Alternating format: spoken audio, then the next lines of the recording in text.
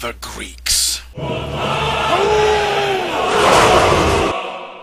More than men. They were manly men, fierce in battle, philosophers and profound thinkers. They were the foundation of the white world. And for the Euro clowns, that means the Greeks have to, absolutely must be, white people.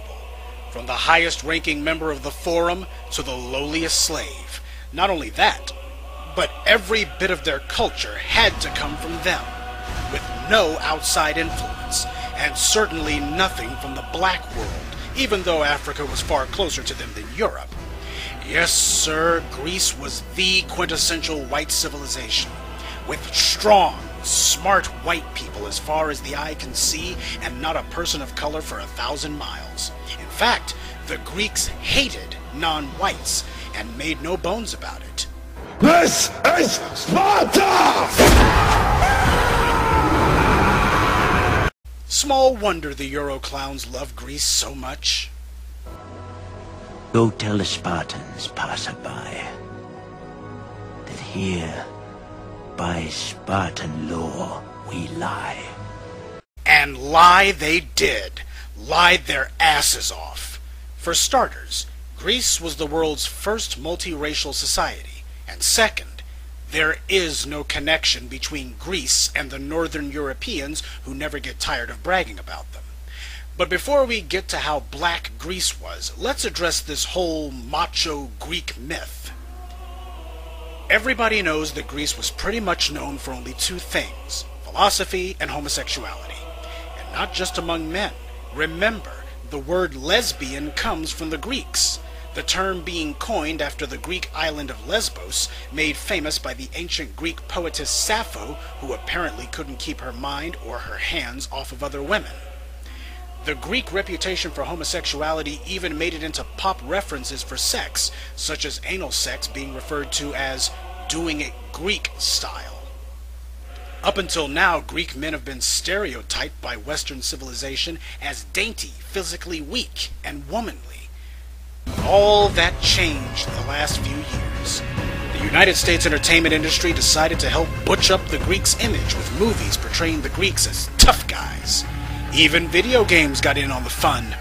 First came Troy, which tried to make Achilles cool by reinventing him as some sort of badass straight out of the Matrix. Immortality! Take it! It's yours! The script seemed to be a paint-by-numbers attempt at making an epic.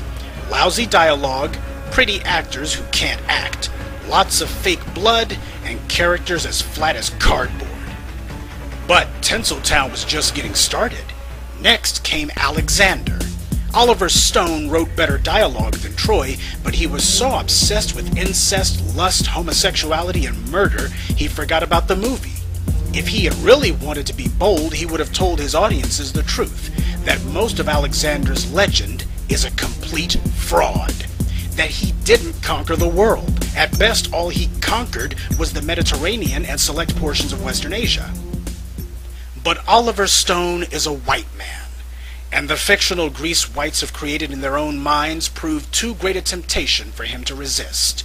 Without a care for the facts, he repeated the age-old lie that Alexander the Fake traveled untold thousands of miles to the farthest reaches of the continent in his unstoppable quest to conquer the world. But Stone never bothered to tell his audience that Alexander never went into Africa, which was only a few hundred miles from Greece. So, why did Alexander choose to travel thousands of miles across Asia into the middle of nowhere as opposed to going into Africa, which was only a hop, skip, and a jump away? After the defeat of Darius III, the Persians ceded their imperial holdings to old Alex, and he walked into Egypt without any opposition.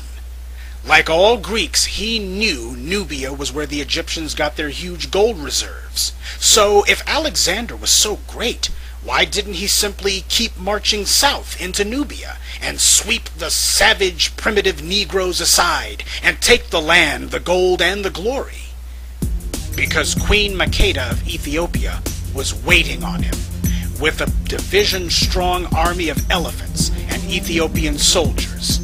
Alex decided to keep heading east in search of enemies who didn't bite back, though his northern European admirers always seemed to conveniently forget that he left the entire continent of Africa untouched. But, as ridiculous as Troy and Alexander were, nothing could prepare the world for the outrageous spectacle of 300, which became the magnum opus for white supremacists who clearly saw it for the race war analogy that it was. In that movie, the Greeks were reimagined as uber-macho dudes who not only scorned homosexuality, but frequently engaged in superhuman feats of battle. Now, the director of 300, Zack Snyder, is a Jew, so the anti-Arab slant of the film was understandable. But the anti-black slant was not. Whereas the movie Troy went to great lengths to bleach all non-whites from view, 300, on the other hand, took great pains to put blacks into the movie every chance it got, though never in a flattering light.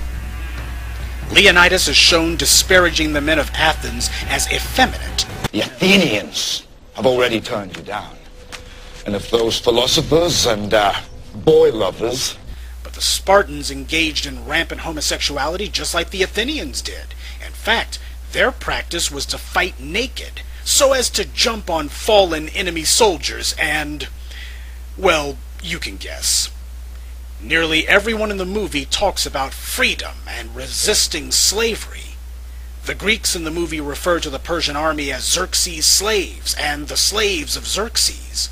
But what Zack Snyder doesn't tell you is that the Greeks had slaves, the Helots, whom they routinely killed as part of their regular training, because a Spartan was required to kill at least one person before he could officially graduate from training and finally be assigned to a unit.